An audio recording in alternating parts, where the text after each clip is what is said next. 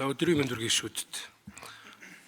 За энэ үндэсний аюулгүй байдлын үзэл баримт талаас нэг иш татаад заалт харчий гэсэн legal info ороод өчтөр байхгүй ус өнөөдөр бас алга байж байна. Энэ нөгөө хоёрдугаар зүйл дээр Монгол улсын үндэсний аюулгүй байдлын гадаад орчин тулгамдж байгаа сорилт эрсдэлгээд энэ ерөөсөө дотор нь ямар ч текст байхгүй байна. Энийг нэг манай хуулийн хэсэг шалгачихгүй юу.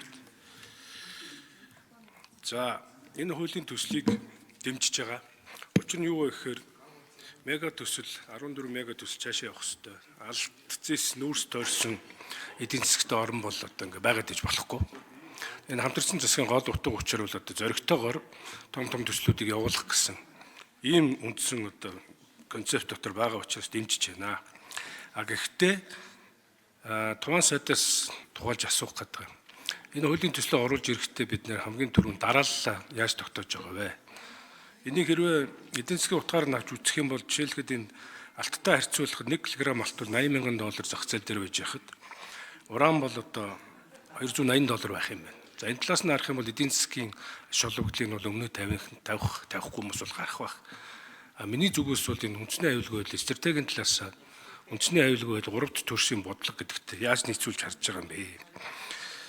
Үндэсний аюулгүй байдлын одоо заалт дотор үндэсний аюулгүй байдал ард түмний эрх ашгийг онцгойлон анхаарнаа аливаа төслийг хэрэгжүүлэхдээ ялангуяа гадны төслийг хэрэгжүүлэхдээ тэр дотороо тусгаар тогтнол аюулгүй байдлаа дипломат яриа хэлцээний замаар шийдвэрлэн гэсэн байдаг. Тухайлбал одоо 3 төрлийн хамтын ажиллагааны талаарч тусгай заалтууд байж. Тэгэхээр энэ төсөл маань бол одоо үндэсний аюулгүй байдлын энэ хоёр үзэл баримтлалын заалтаа барьсан ийм төсөл мөн үү? Та дараалал яаж харж байна? Эхлээд энийгээ тавиад дараа нь эдийн засаг. За магадгүй 3 дахь нь тэр амнат татварын асуудлууд. Тэгээ орон нутаг хохирч үлдээд байгаа гэдээ манай орон нутгийн гишүүд яриад байгаа. Тэр үнэн байна. Орон нутаг өгөөж нь ерөөсөө очтдоггүй.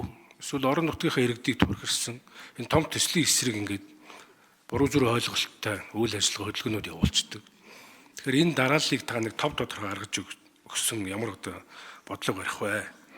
За туван даргаас нэмээд асуух нь энэ дарааллын дараа та надад нэг зүйлийг хэлж өгөөч. Ер нь энэ оюу толгой бусдын том төслүүд явахад төр нь өөрөө энэ том төслөө дуустал нь хамгаалдаг байх юм хуулийн зохицуулалт байгаа мó. Гэрээ байгуулж өгөөл хайчдаг. Ард нь нөгөө янз бүрийн зорилготой өөмүүлэх том төслийг унгах илүү дутуу олон толгойтой амтан мал гарлаа ус ундаа нууж болохгүй гэх мэтэр одоо ингээд орон нутаг бол нийгмийг ингээд буруугаар ойлгуулсан стратеги ач холбогдолтой төслийг унгасан ийм PR сурчлагынууд хийгээд байдаг л та санаатай санаадгүй. Энэ дээр төрийн дархлаа гэж байх юм уу? Энийг одоо хуульчилж гэдэг юм уу? Хууль зүйн утгаар нь одоо хамгаалах юм одоо зохицуулт хийж өгөх үү гэж туван даргаас асууя гэд. За хоёрт нь мэрэгжлийн тэгш баяр манай физикч байж байна. Энэ зөөвч овоо ордыг одоо ямар технологиор холборлох юм бэ? Байгаль экологт хамгийн аюулгүй арга нь юу юм бэ? Тухайн ураны орчимд бол одоо амны ус одоо хэрглэж болохгүй гэсэн ийм ойлголт нийгэмд яваад байна. Энэ талаар та нэг цэгцтэй одоо ойлголт өгөөч гэдэг. За сүүлийнх нь бол хэрвээ стратегийн төсөл юм бол засгийн газар буюу ерөнхий сайдын доор хуучин байсан тохируулагч агентлаг гэдэг. Одоо болохоор ингээ яамны доор орчхоор ач холбогдол нь яад юм болоо. Энэ бүтцийн талаас учрал сайд нэг хариулж өгөөч гэж. Зөв юм уу буруу юм уу? За нэг ийм 3 асуулт.